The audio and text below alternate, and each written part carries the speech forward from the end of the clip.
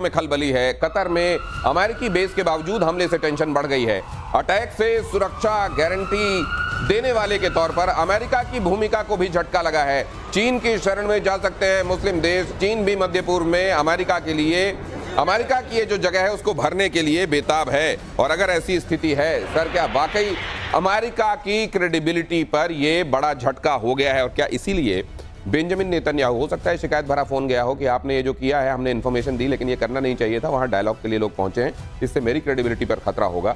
Benjamin Netanyahu ने कहा कि आपके जो आतंकवादी, आपके यहाँ जो बुरा काम करने वाले हैं, उनको तो आप दुनिया के किसी कोने में छोड़ते नहीं हो, तो हमसे ये तवक्को क्यों है कि हम ऐसा ना करें जो आपने किया है, वही तो हम भी कर रहे हैं। अब सवाल यह है कि क्या अमेरिका की क्रेडिबिलिटी को वाकई इससे झटका लगा है मिडिल ईस्ट में, और क्या चाइना इस प्लेस को भर देगा? कैप्टन शाह, देखिए, ये हम समझ रहे हैं, मैंने आपको ये समझाने की कोशिश फिर से मैं करता हूं कि अमेरिका का स्टैंड इसमें ड्यूअल स्टैंडर्ड्स का रहा है। उसे पता था कतार में उसका बहुत बड़ा एयर डिफेंस सिस्टम है और ये इंटेलिजेंस रिपोर्ट भी थी जस्ट बिफोर दिस स्ट्राइक, जब हवा में था हवाई जहाज, तब वहां से लीडर खिसक गए, वरना वो लीडर मारे जाते। और with in 10 minutes of attack खुद इजराइल के प्रधानमंत्री ने खुद बोल दिया कि ये मेरा इंडिपेंडेंट डिसीजन था, ताकि अमेरिका कोई एम्बैरेसमेंट ना हो। तो ये बिल्कुल इससे ट्रस्ट मिडिल ईस्ट का एक तरह से कवरेज देता था अमेरिका, मिडिल ईस्ट को पूरी तरह से। नहीं तो मैं ये जानता हूं सर, कतर को जिस तरीके की ये मध्यस्थता वाली भूमिका में कतर दिखाई देता रहा है, वो आगे भी रहेगा क्या?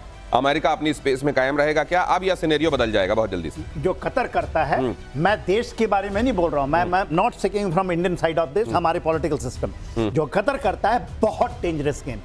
ठीक है, कतर हमारा बहुत अच्छा दोस्त है, मगर मेरा आकलन कहता है यदि इस तरह से चीजें आप करने दोगे, भारत को नहीं होना चाहिए, ठीक है, डिप्लोमेटिकली आप जो करो, मगर मैं उसके सोच से नहीं हूं कि आप कैसे रख सकते हैं विश्व के आतंकवादी संगठन को, उनको आप पनाह दीजिए, उनको पैसा दीजिए और बोलिए कि हम मध्यस्थता कर रहे हैं, क्या आप ले जाओ इनको पकड़ करके, जितने भी होस्टेजेस हैं, फिर कह दो छोड़ दो, हम बैठेंगे। तो मतलब इस तरह की डेडली क्राइसिस वाली जगहों पर डायलॉग की भी तो कहीं विंडो छोड़नी पड़ेगी, कहीं डायलॉग वाली विंडो भी तो छोड़नी पड़ेगी। तो जरूरी है कि डायलॉग कतर ही करें। हमारे क्यों नहीं डायलॉग? देखिए, जब हमारी बातें चल रही हैं, हमारा अमेरिका के साथ भी बात चल रहा है, हमारा बात चल रहा है चाइना से भी। This should not be played by anyone, should not become the dalal of this thing. यदि आप दलाली करने के लिए उनको छोड़ देंगे, मैं ऐसी बात कर रहा हूं, बहुत लोग टीवी चैनल में नहीं बात करेंगे ऐसे कि ये कतार, ये एब्सोल्युटली दलाली है और दलाली टेररिस्ट की है। ये एक्सपर्ट्स के नजरिए हैं और एक्सपर्ट्स के नजरिए भी अलग अलग हैं, क्योंकि कैप्टन शाह क्या इसमें कुछ अलग तरीके से सोचते हैं। मैं आपके पास आऊंगा, लेकिन उससे पहले जरा ये देख लीजिए, पाकिस्तान की नई गीदड़ भभकी सामने आई है। स्कैल्प मिसाइल के जवाब में बनाई नई मिसाइल। स्कैल्प मिसाइल के जवाब में नई मिसाइल बनाने का दावा, पाकिस्तान का दावा है नई तैमूर मिसाइल तैयार की गई है। पाकिस्तान ने तैमूर क्रूज मिसाइल बनाने का दावा किया गया है पाकिस्तान की तरफ से। स्कैल्प आप जानते हैं बहुत deadly missile, air to air, और इधर ये कहा जा रहा है कि हमने तैमूर इधर से लॉन्च कर दिया है। राफेल फाइटर से लॉन्च होने वाली स्कैल्प के जवाब में इधर जुगाड़ू टॉर्पीडो लॉन्चर से ये भेजी जाने वाली तैमूर, और इसका कुछ और जरा स्पेसिफिकेशन जान लीजिए कैप्टन शाम से।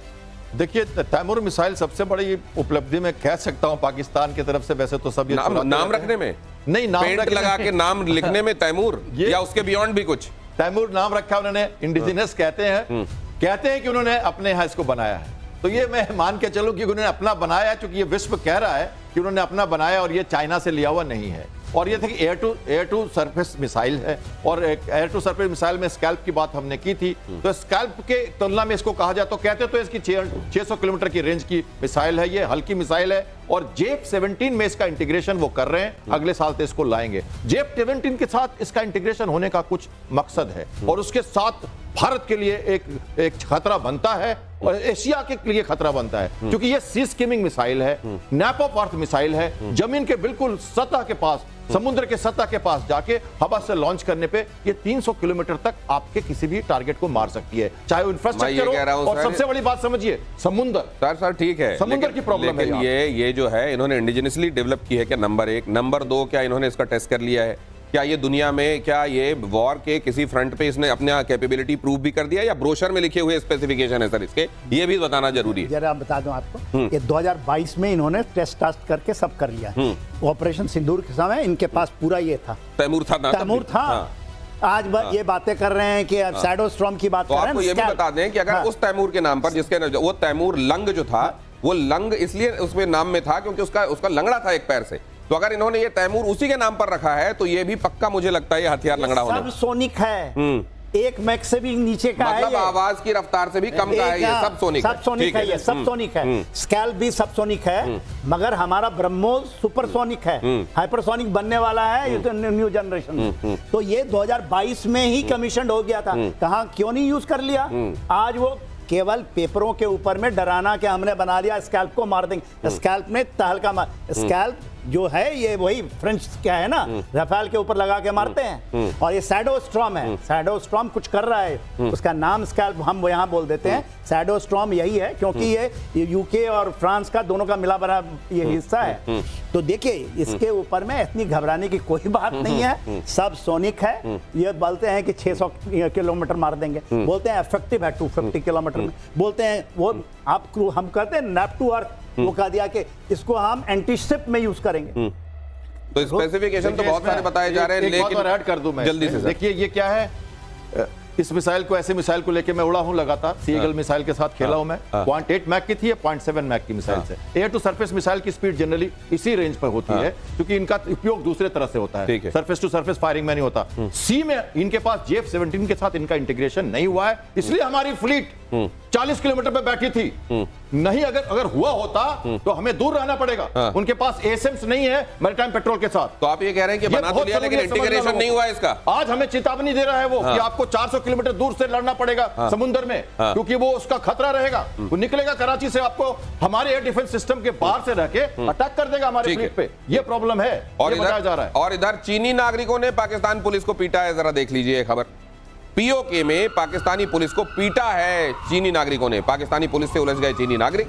चीनी नागरिकों और पाकिस्तान की पुलिस के बीच में जबरदस्त मारपीट हुई है। पहले भी चीन अपने नागरिकों की सुरक्षा को लेकर चिंता प्रकट करता रहा है और अब शायद लगता है कि ये कह दिया गया है कि पत्थर अपने हाथ में ले लो, कानून वहां का अपने हाथ में ले लो, क्योंकि उसके अलावा तुम्हारी रक्षा और कोई कर नहीं सकता।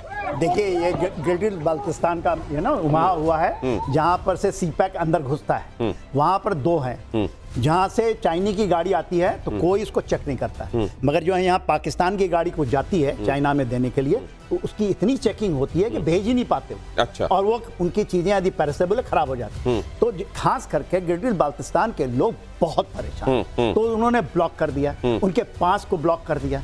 और इन्होंने अभी ये बंद है तो, और इनको तो नमाज नहीं पढ़ने देते वहाँ चाइनीज जो लगे हैं सीपैक के ऊपर में।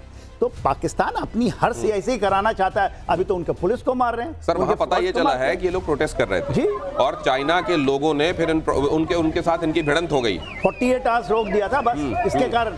वहाँ जो चाइनीज आते हैं ना, बिकॉज दे नो कि दे आर द बॉस, पैसा दे रखा है। ये सारे हैं, खैर मैं नाम नहीं लूंगा, जो फेंकते हैं दाने। तो आप ये कह रहे हैं कि कुछ दिनों में जिस तरीके से यहाँ चाइनीज खड़े हुए दिखाई दे रहे हैं, अभी कुछ दिनों में अमेरिकन खड़े हुए दिखाई देंगे वहां पर। हाँ, इसी तरह अपने प्राणों की रक्षा के लिए या तो पत्थर हाथ में लिए होंगे, वहां के विद्रोहियों से अपने आप को बचाने में लगे हुए होंगे। आप ये कह रहे हैं? मैं कह रहा हूँ कि वहाँ की जनता इसको रोक दी है। वहाँ के आप पुलिस जो दिखा रहे हैं ना, ये ऐसे मुनीर हैं वहाँ के, उनको मार रहे हैं चाइनीज। तो ऐसे ही होगा यदि आप उसकी युक्ति लेना चाहते हैं तो यही है। वहाँ की जनता अमेरिकन के भी ऐसी ही पिटाई होगी। आपका जवाब बलूचिस्तान से था, वहाँ के लोग इंतजार कर रहे हैं। बिल्कुल बिल्कुल, मैं यही कह रहा हूं। वहाँ के लोग इंतजार कर रहे हैं कि यहाँ गिलगित बाल्टिस्तान में तुमने कर लिया संधि, आओ तो खदान खोद के दिखाओ, तो हम तुमको दिखाते हैं। अमेरिकन को धमकी दी है। हाँ, बिल तो फट गया, अब जरा थाली भी लगा देते हैं तुम्हारे।